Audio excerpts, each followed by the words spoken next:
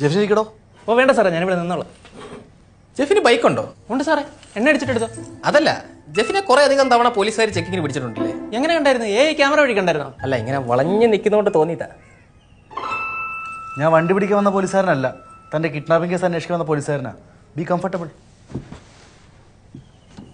പക്ഷെ പോലീസുകാരൻ തന്നെയാ, മര്യാദയ്ക്കിരിക്കും.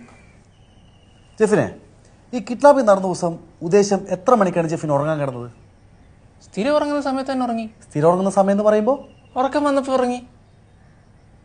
മോനെ, നിന്നെ കിഡ്നാപ്പ് ചെയ്തില്ലേ, ആ ദിവസം നീ ഉറങ്ങാൻ കിടന്ന സമയം ഉറങ്ങാൻ നേരത്തെ ഞാൻ സമയം നോക്കാറില്ല. സാർ ഇതിന് ഉത്തരം കിട്ടുമെന്ന് തോന്നുന്നില്ല. അടുത്ത ചോദ്യം ചോദിക്കുക. ഓക്കെ. ഈ കിഡ്നാപ്പ് സ്റ്റെഫിനെ ബോധം കെടുത്താൻ ശ്രമിച്ചല്ലോ, അപ്പം എന്തെങ്കിലും സ്ട്രഗിളോ അല്ലെങ്കിൽ അവരുടെ ആരെങ്കിലും മുഖം ഓർത്തെടുക്കാൻ പറ്റുന്നുണ്ടോ? ഉറങ്ങാൻ കിടന്നാൽ മാത്രമേ എനിക്ക് ഓർമ്മയുള്ളൂ. ബോധം വന്നപ്പോൾ ഞാൻ ആശുപത്രിയിലായിരുന്നു.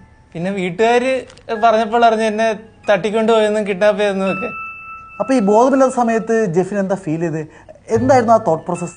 നല്ല സമാധാനം ഉണ്ടായിരുന്നു, ഉറങ്ങല്ലായിരുന്നു. തനിക്ക് എന്തെങ്കിലും ചോദിക്കാനുണ്ടോ? കുറച്ച് അണ്ടിപ്പരിപ്പ് എടുത്തോട്ടെ?